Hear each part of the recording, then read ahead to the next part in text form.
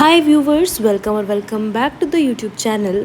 आपका बहुत बहुत स्वागत है। बहुत टाइम बाद एक वीडियो बना रही हूँ, मुझे टाइम नहीं मिल पा रहा था, पर आज मैंने एक ऐसी चीज़ फिगर आउट की तो मुझे लगा कि नहीं, मुझे इसकी वीडियो बनानी चाहिए और जो कुछ लोग मेरी वीडियो देखते हैं उन तक ज़रूर इस ट्रिक को पहुँचाना चाहिए। देखो, ये ट्रिक है गवर्नर जनरल्स की। ये याद करने आप सब लोग जानते हो बहुत इम्पॉर्टेंट है, पर इन सबको याद करना क्या आसान काम है? बिल्कुल भी नहीं। और पर्सनली मेरे लिए तो नहीं है, क्योंकि ये सब ज़रूरी हैं। इन सब के टाइम में बहुत सी वॉर्स हुई हैं, बहुत से एक्ट्स आए हैं, बहुत से सब्सिडरी अलायंस कितना इम्पोर्टेंट है, या फिर बहुत सारी ट्रीटीज़ हुई हैं और भी बहुत कुछ जो कि बहुत इम्पॉर्टेंट। बहुत से सिस्टम्स हैं, महलवारी सिस्टम, रॉटवारी सिस्टम, बहुत बहुत कुछ सब आप जानते ही हो। इनको पढ़ना भी बहुत ही ज़्यादा इम्पॉर्टेंट हो जाता है, पर ये याद करने वो भी एक सिंपल तरीके से वो मुश्किल है। So without wasting so much time, let's start. तो मैंने कुछ निमोनिक्स बनाए हैं, मैं आपको बताऊंगी। पहले हम एक बार वैसे ही गो थ्रू करते हैं। देखो एक बता देती हूँ मैं आपको कि जो फर्स्ट गवर्नर जनरल थे वैरन हेस्टिंग, इसका मैंने निमोनिक नहीं बनाया है, बिकॉज जब मैं गवर्नर जनरल का चैप्टर पढ़ने बैठती हूँ ना, तब मैं ये पढ़ती हूँ, थक जाती हूँ, ये वापस अगले दिन पढ़ती हूँ, फिर थक जाती हूँ। मुझे लगता है नहीं समझ आ रहा, नहीं याद हो पा रहा कि ये ही याद हुआ है, अगला कैसे करूँगी याद। तो मैं इस एक को मैं इतनी बार पढ़ चुकी हूँ कि अब ये मुझे मल्टीपल रिविजन्स की वजह से याद हो चुका है। तो इसकी निमोनिक मैंने नहीं बनाई, पर अगर आपको अच्छी लगे ट्रिक्स वगैरह तो मैं इसके लिए अलग से बना दूँगी। सबसे पहले है वैरन हेस्टिंग। इन्होंने रेगुलेटिंग एक्ट ऑफ 1773 इनके टाइम पे आया और 3 वॉर हुई। रोहिला वॉर 1774 की, फर्स्ट ये जो ऊद के राजा के साथ साथ कुछ याद आया होगा आपको, ऊद मीन्स अवध, तो वो थोड़ा याद कर लेना। फर्स्ट मराठा वॉर हुई 1775 to 82 में, और जिसके एंड में ट्रीटी ऑफ सलबाई की गई थी। फिर थी सेकंड मैसूर वॉर, जो कि 1780 में 84 तक हुई। ट्रीटी ऑफ मैंगलोर के साथ में इसको ख़त्म किया गया था। इन्होंने एशियाटिक सोसाइटी ऑफ बंगाल की फाउंडेशन भी की थी। तो ये कुछ 3-4 चीज़ें हैं जो बहुत ज़्यादा इंपॉर्टेंट रहती हैं, बाकी तो सब ठीक है। उसके बाद में हैं हमारे लॉर्ड कॉर्नवालिस। छोटा ही है, इनका इतना मुश्किल नहीं है, पर वही कह रही हूँ ना, मैंने मल्टीपल टाइम्स रिवीजन इसकी ही कर ली, तो ये याद है, ये नहीं हो रहा। कॉर्नवालिस ने थर्ड मैसूर वॉर इसके टाइम पे हुई। ट्रीटी ऑफ सेरिंगापट्टनम इस टाइम पे की गई। ओनली 1 वॉर, इनके टाइम पे सिर्फ एक ही लड़ाई हुई। कॉर्नवालिस कोड आया, ये तो नाम से ही समझ आ जाएगा। परमानेंट सेटलमेंट, जो कि बहुत ज़्यादा इंपॉर्टेंट है, इसका दूसरा नाम मुझे कमेंट सेक्शन में बताइएगा। ये इनके टाइम पे लाई गई, और इन्होंने सिविल सर्विसेज की भी इंट्रोडक्शन की। इनको फादर ऑफ सिविल सर्विसेज भी बोला जाता है, ये भी एक इम्पॉर्टेंट बात हो जाती है। फिर है लॉर्ड वेल्सली। लॉर्ड वेल्सली ने सब्सिडरी अलायंस सिस्टम को इन्वेंट किया। इन्वेंट ही कहेंगे, क्या कहेंगे। फर्स्ट किसके साथ हुई थी subsidiary alliance? Nizam of Hyderabad के साथ में। फोर्थ मैसूर वॉर इनके टाइम पे हुई। सेकंड मराठा वॉर इनके टाइम पे हुई। हेस्टिंग के टाइम पे फर्स्ट हुई थी, जैसा आप लोगों को याद होगा, और वेल्सले के टाइम पे सेकंड मराठा वॉर हुई। इन्होंने took over the administration of Tanjore, Surat and Karnataka. Treaty of basin भी इन्हीं के ही रीन में हुई थी। उसके बाद में है लॉर्ड हेस्टिंग, जिन्होंने एंग्लो नेपाल वॉर उनके टाइम पे हुई। ट्रीटी ऑफ सगौली के साथ इसको एंड किया गया।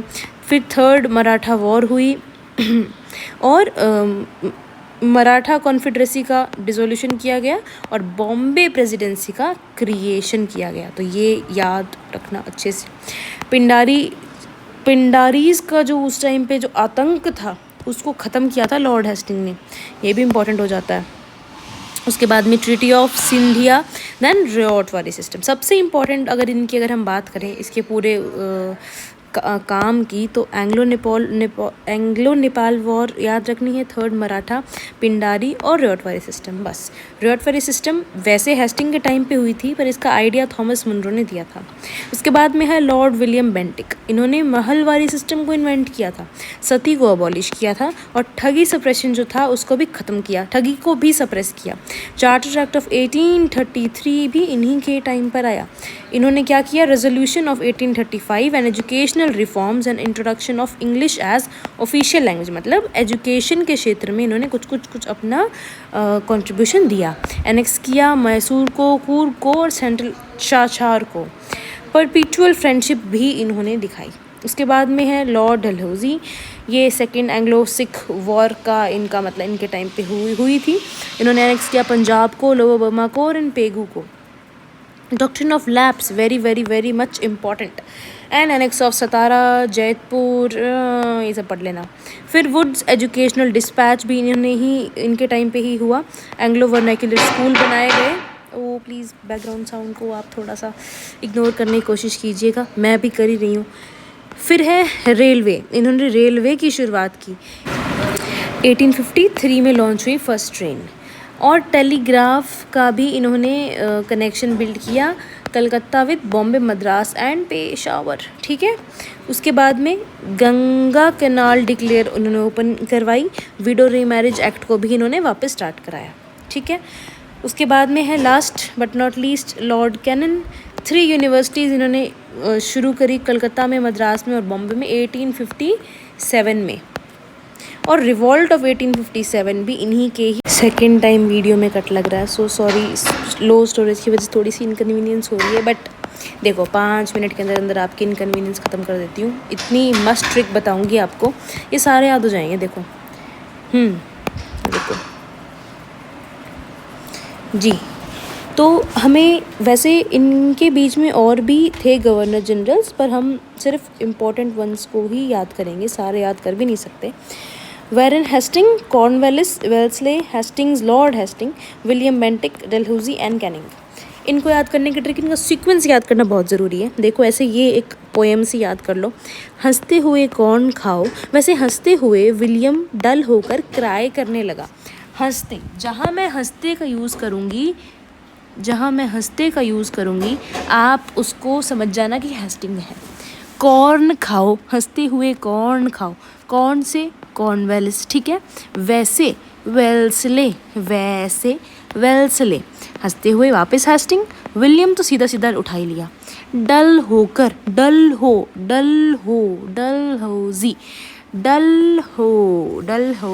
समझ रहे हो, लिंक बन रहा होगा। क्राई करने लगा, तो उस क्राई से याद रख लो कि वैसे भी इनमें अलग सा नाम तो कैनिंग एक ही है, तो ये याद हो जाएगा। एक्चुअली क्या होता है, हमें नाम तो याद होते हैं पर हमें सीक्वेंस नहीं पता होता, और मुझे भी यही दिक्कत आ रही थी, तो आई होप कि आप लोगों को भी यही दिक्कत आ रही होगी।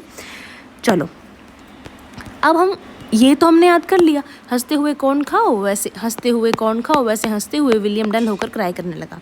सिंपल सी बात है, हंसते हुए कौन खाओ, वैसे हंसते हुए विलियम डल होकर क्राई करने लगा। बहुत ही ज़्यादा बिल्कुल सिंपल बेसिक, ठीक है।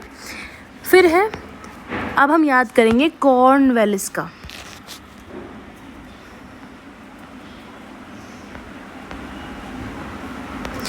कॉर्न खाना मेरा परमानेंट काम है।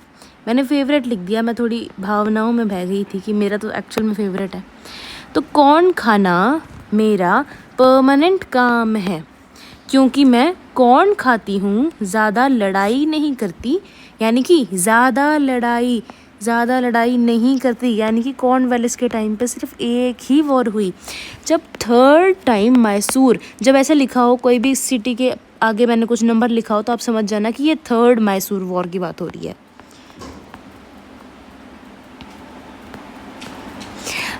करती जब थर्ड टाइम मैसूर गई थी, तब क्या हुआ, तब सिविल सर्विस वाले से लड़ाई हो गई। अब देखो इसको क्लीन करती हूँ और अभी समझाती हूँ क्या इंपॉर्टेंट चीज़ें हैं।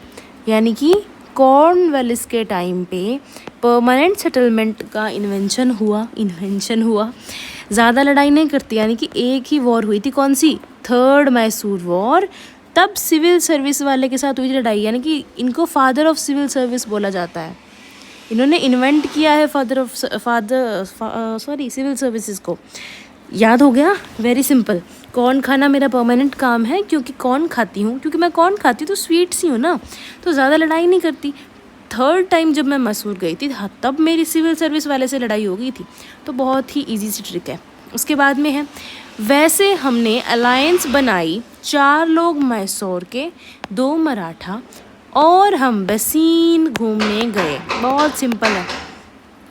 क्या ट्रिक है ये ट्रिक है कुछ इस प्रकार कि वैसे से क्या था, वेल्सले, हमने ऊपर भी याद किया, वैसे से वेल्सले, ठीक है।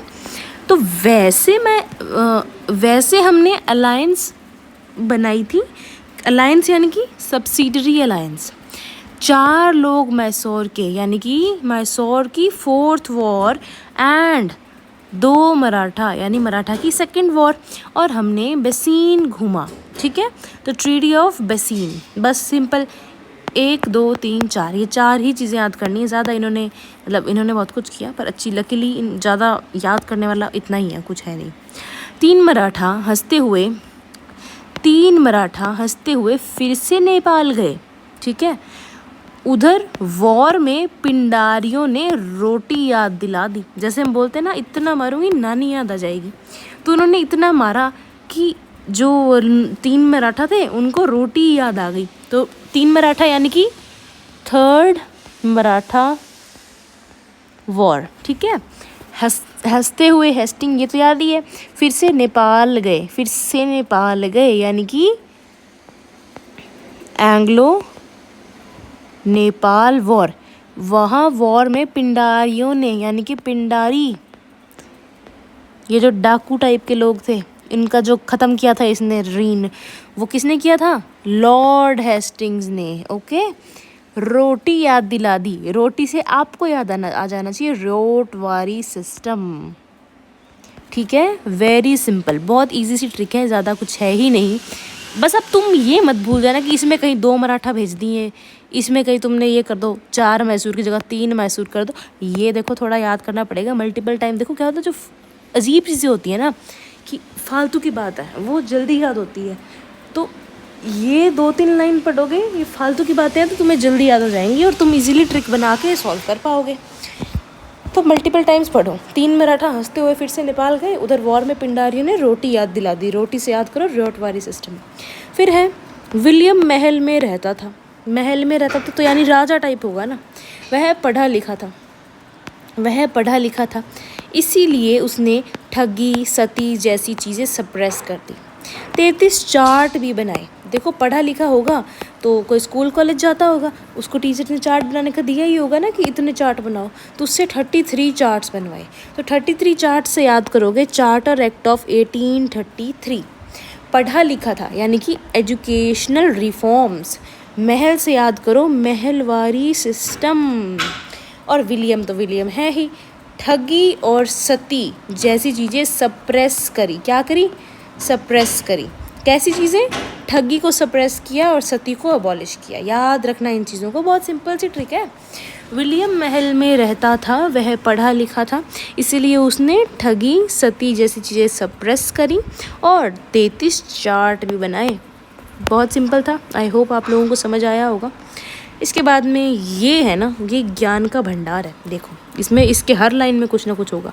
डॉक्टर डलहौजी ने 2 बार सिखों से टेलीग्राफ के थ्रू कनेक्ट करने की कोशिश की, फिर ट्रेन में बैठ के गंगा कैनाल के ऊपर से वुड्स पहुँचे और विडो से शादी करी।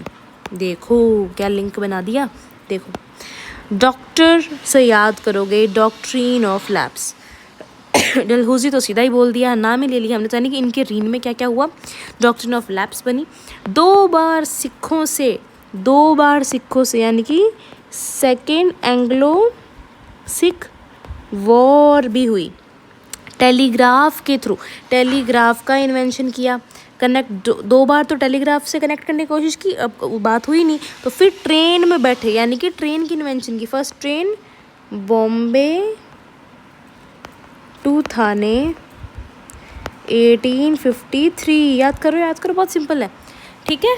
तो फर्स्ट ट्रेन में, फिर ट्रेन में बैठ के गंगा कैनाल, ट्रेन ऐसे जाती है ना कई बार देखते हो नदियों के ऊपर से, तो ट्रेन में बैठ के गंगा कैनाल के ऊपर से, गंगा कैनाल की इन्होंने क्या कहता है, ओपन गंगा कैनाल के ऊपर से वुड्स पहुँचे।